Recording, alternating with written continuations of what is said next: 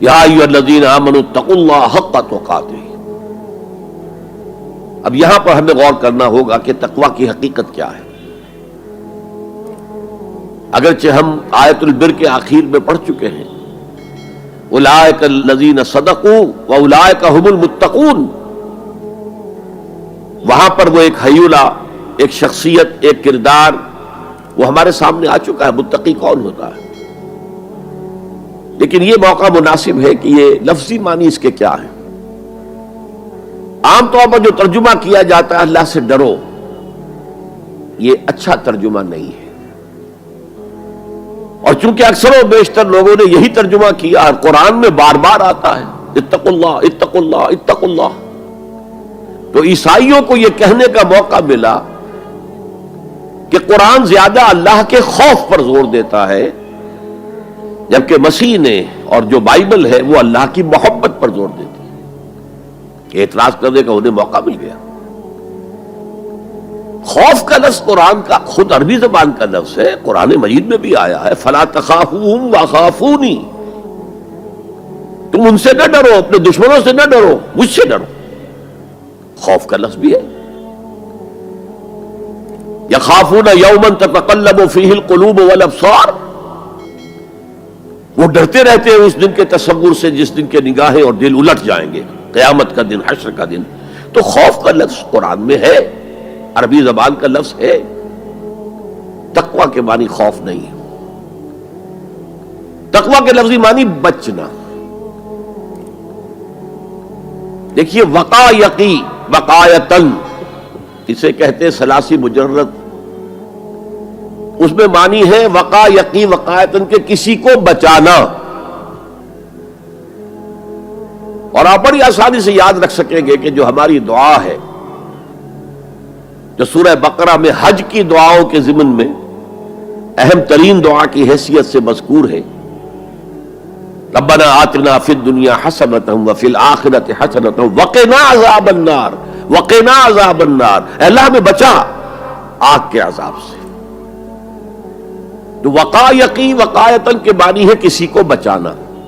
باب افتعال میں یہ بنا ابتقاء، اور واو اور تا یہ جڑ گئے، اتقا اتقا۔ اتقا معنی خود بچنا، بچنا اللہ کی نافرمانی سے، بچنا اللہ کی ناراضگی سے۔ ایک بچنا آؤٹ آف لو ہوتا ہے، out of reverence, out of respect. ایک سلیم الفطرت بیٹا چاہے گا کہ میں کوئی ایسی حرکت نہ کروں کہ میرے والد کو اس سے دکھ پہنچے، یہ بھی بچنا ہے۔ ظاہر بات ہے کہ والد کا خوف نہیں ہے اسے، یہ اس کی روش آؤٹ آف لو ہے۔ والذین آمنوا اشد حبا للہ، جو لوگ صاحب ایمان ہیں وہ شدید ترین محبت کرتے ہیں اللہ کے ساتھ۔ بلکہ ہم نے جو حقیقت جہاد کا مضمون جو ہے اس پر غور کیا، اس کے ضمن میں ایک آیت جو بڑی عظیم آیات میں سے قرآن کے، قُلْ إِنْ كَانَ آبَاؤُكُمْ وَأَبْنَاؤُكُمْ وَإِخْوَانُكُمْ وَأَزْوَاجُكُمْ وَعَشِيرَتُكُمْ وَأَمْوَالٌ اقْتَرَفْتُمُوهَا وَتِجَارَةٌ تَخْشَوْنَ كَسَادَهَا وَمَسَاكِنُ تَرْضَوْنَهَا أَحَبَّ إِلَيْكُم مِّنَ اللَّهِ وَرَسُولِهِ وَجِهَادٍ فِي سَبِيلِهِ فَتَرَبَّصُوا حَتَّىٰ يَأْتِيَ اللَّهُ بِأَمْرِهِ وَاللَّهُ لَا يَهْدِي الْقَوْمَ الْفَاسِقِينَ۔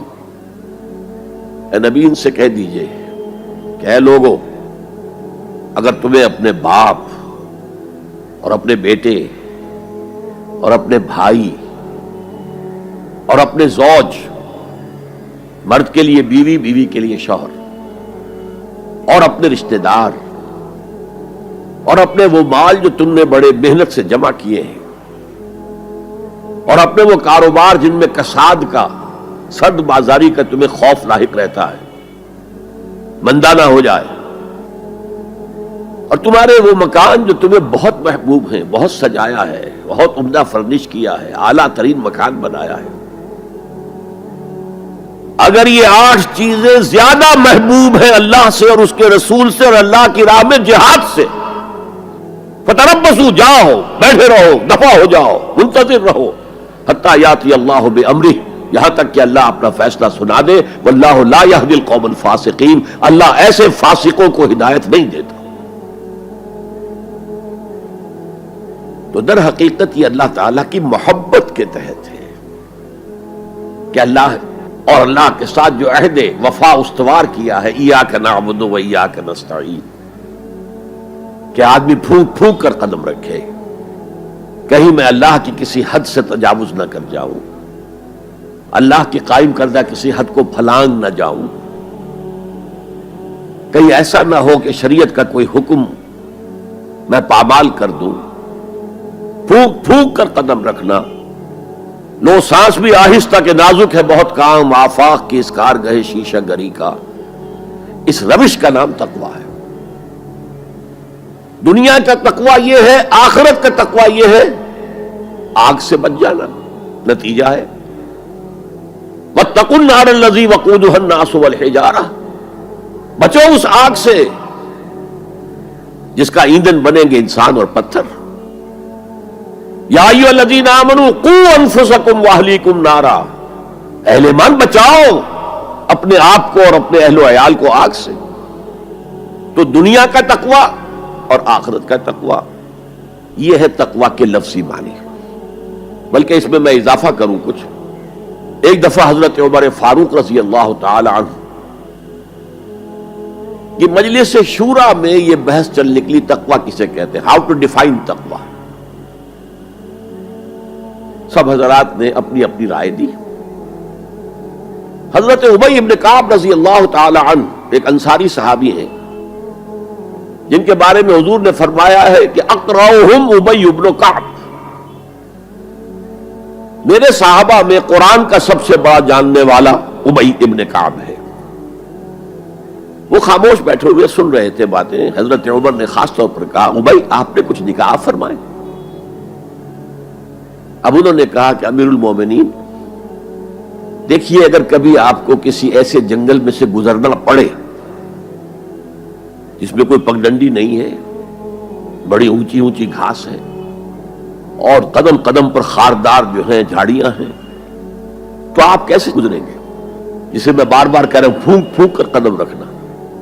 دیکھ لو کہیں اس گھاس کے اندر یہاں کوئی سانپ جو ہے وہ کنڈلی مارے بیٹھا ہو، تمہارا پاؤں سانپ پر جا پڑے، یا کسی اور موذی جانور کے بل میں پاؤں جا پڑے، یا کہیں تمہارے کپڑے جو ہے وہ کسی جھاڑی کے کانٹوں میں الجھ جائیں.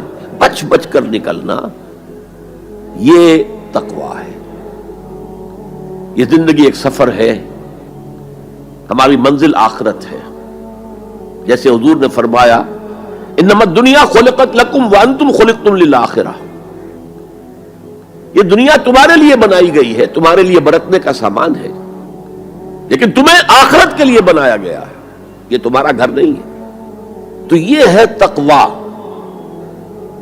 اور تقویٰ کی تعلیم قرآن مجید میں اتنی شد و مد کے ساتھ آئی ہے، اتنی شد و مد کے ساتھ آئی ہے، ایک ایک آیت میں دو مرتبہ. سورۃ النساء کی پہلی آیت یا ایھا الناس اتقوا ربکم الذی خلقکم من نفس واحدۃ وخلق منها زوجها وبث منهما رجالا کثیرا ونساء واتقوا اللہ الذی تساءلون به والارحام ان اللہ کان علیکم رقیبا. ایک آیت میں دو مرتبہ تقویٰ کا حکم. اے لوگو، اے بنی آدم، اپنے اس رب کا تقویٰ اختیار کرو جس نے تمہیں ایک جان سے بنایا، اسی سے اس کا جوڑا بنایا اور ان سے کثیر تعداد میں مردوں اور عورتوں کو زمین میں پھیلا دیا. یہ 600-650 کروڑ جو انسان آج دنیا میں ہے، یہ سب کون ہے؟ آدم اور حوا کی نسل سے ہیں. پھر اسی آیت میں دوبارہ واتقوا اللہ الذی تساءلون به والارحام، تقویٰ اختیار کرو اس اللہ کا جس کا ایک دوسرے کو واسطہ دیتے ہو. کوئی سائل مانگتا ہے تو اللہ کے نام پر مانگتا ہے. تم بھی جا کر اپنے کسی عزیز سے یا دوست سے کہتے ہو کسی کام کے لیے بھائی یہ کام بہت ضروری ہے اللہ کے لیے جلد از جلد اس کام کو کر دو، واسطہ اللہ کا. یا جیسے کہ سورہ حشر میں ایک آیت میں دو دفعہ یا ایھا الذین آمنوا اتقوا اللہ ولتنظر نفس ما قدمت لغد واتقوا اللہ ان اللہ خبیر بما تعملون. اے ایمان والو، اللہ کا تقوی اختیار کرو، اور دیکھو کل کے لیے کیا بھیج رہے ہو آگے. تمہارے اعمال جو جا رہے ہیں، جمع ہو رہے ہیں تمہارے نامہ اعمال میں، وہ اعمال کون سے ہیں، اچھے ہیں یا برے ہیں؟ اور اللہ کا تقوی اختیار کرو اور دیکھو، جان لو وہ تمہارے اعمال سے باخبر ہے، بے خبر نہیں ہے. تاہم یہ الفاظ جو ہے میرے نزدیک قرآن مجید میں تقوی کی تاکید کے اعتبار سے انتہائی مؤکد مقام ہے. جیسا کہ میں نے عرض کیا، صحابہ گھبرا گئے، حضور اللہ کے تقوی کا حق کون ادا کر سکتا؟ پھر جب سورہ تغابن کی آیت نازل ہوئی تو ان کی جان میں جان آئی. وہاں فرمایا گیا فاتقوا اللہ ما استطعتم، اللہ کا تقوی اختیار کرو جتنا بھی تمہارے حد استطاعت میں ہے، امکانی حد تک اللہ کا تقوی اختیار کرو. پھر جان میں جان آئی. آدمی اپنے مقدور بھر اپنی ہمت کے مطابق تو کام کر سکتا ہے، لیکن اللہ کا حق ادا کرنا یہ کیسے ممکن؟